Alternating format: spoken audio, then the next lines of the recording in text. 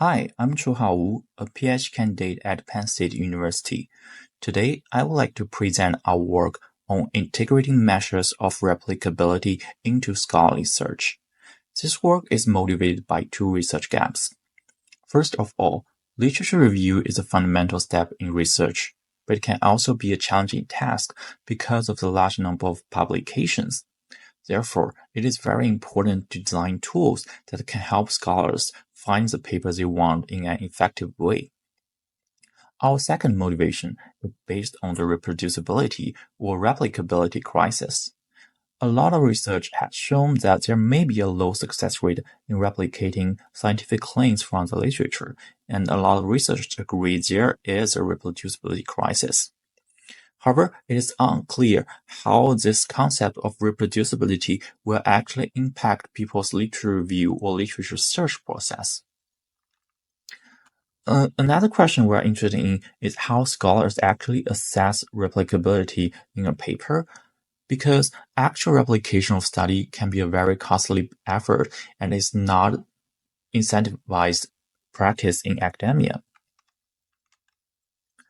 One possible solution to assess replicability is through AI-driven systems. Our research group has collaborated in some work to develop AI systems that can predict the replicability of publications based on a list of features. So these features are automatically extracted from the PDF of publication, which contains statistical information about the paper and some bibliometric information and some author information. So it's purely based on the publication of the paper. After extraction of these features, the system will automatically generate a score that represents the likelihood this paper can be replicated successfully. And this system is trained with over 400 real replication studies in social and behavioral sciences. And our question is, how would scholars react to such a system? To answer those questions, we conduct an interview study. The interview consists of three parts. In the first part, we will ask about their general literature search experience, such as what tools they have used, what strategies they have used during the search, and what the challenges they have encountered during the process. The second part is asking about their perception on reproducibility, like what is their understanding of the concept and how important is the concept to them, and how they look for assess reproducibility in their literature search experience. And the last part of the interview is the demonstration of the AI-driven assessment tool. So we'll basically ask the participant to upload a paper, and then we assess the paper and show their reproducibility score. And we ask participants feedback on the output and their feedback on the system overall. Because the system is trained with social and behavioral science publications, we deliberately recruited participants from these disciplines such as psychology, anthropology, and sociology. And most of our participants are PhD students at Penn State. In total, we conducted 17 online interviews. Now let's take a look at their literature search experience. First of all, Google Scholar is actually the most popular tool, mainly because of its relatively user-friendly interface. However, participants also reported that the result can be overly broad and not specific to their discipline, and this can be especially problematic for novice researchers. For example, here in this quote, we can see these participants rely on Google Scholar because she can actually tell what are the important journals and what are the reliable sources. But for novice researchers, this could be difficult to tell. And looking at the matrix used to filter the search results, participants will actually look for whether they recognize the publication venue, whether they recognize the author, and whether they recognize the institution, and whether it has a high citation number. While these metrics are straightforward and easy to obtain from the search page, For a researcher that is less experienced in the field or a researcher that is exploring a new topic, it could be a little bit challenging to identify like venues and big names in the field. Another challenge is that finding the right search keyword can be difficult for researchers, especially if this is a interdisciplinary research field, because people can use different names for the same concept. Another big challenge with keyword-based search is that it cannot satisfy the diverse needs during the search. So, as one of the participants described, she wanted some search experience similar to online shopping experience, so that she can find papers that use a specific method, a paper that use a specific series or specific data set. And all of those are hard to achieve through keyword-based search. In terms of their perception of replicability, there seems to be a mixed understanding of replicability and research quality in general. So if we look at the quote here, when the participant is trying to describe replicability, what she actually described is the generalizability of the research.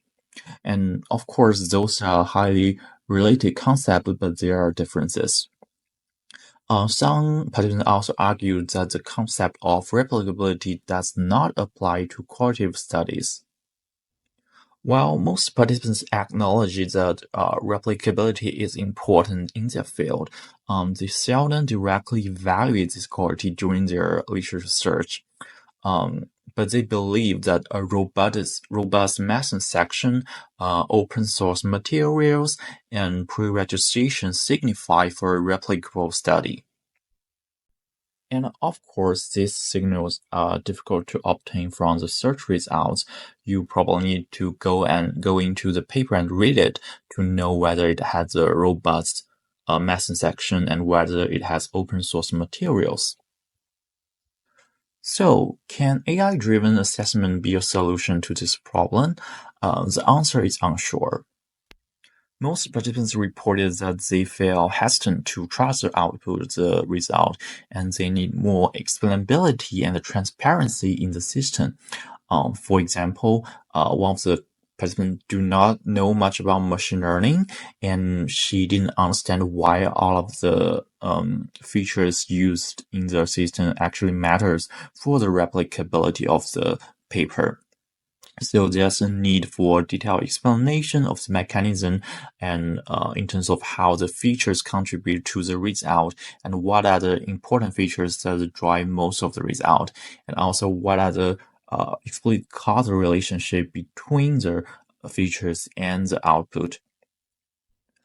Another advice is to add more context for the output, like whether this score 59 is a good score, like what is the average for the research field, and those comparisons will further facilitate their understanding and interpretation of the AI output.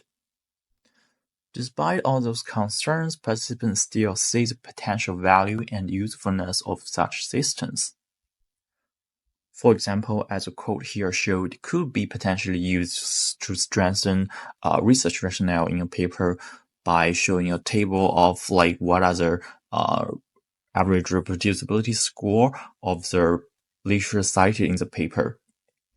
Researchers could also upload their own papers to self-check quality issues for further improvement of their research and writing. It could also be potentially used to assist the peer review process and even review of some grant proposals.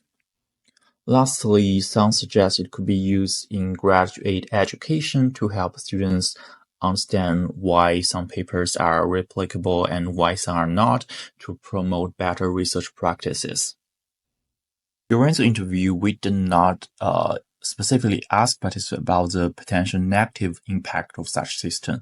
Still, some participants mentioned there can be ethical considerations and negative impact. For example, since AI systems can make mistakes, a low replicability score could wrongfully hurt a researcher's reputation and career. Second, it is unclear whether a high reproducibility score actually represents good research quality. So if everyone is just pursuing a high score, it may not actually push the scientific advancement.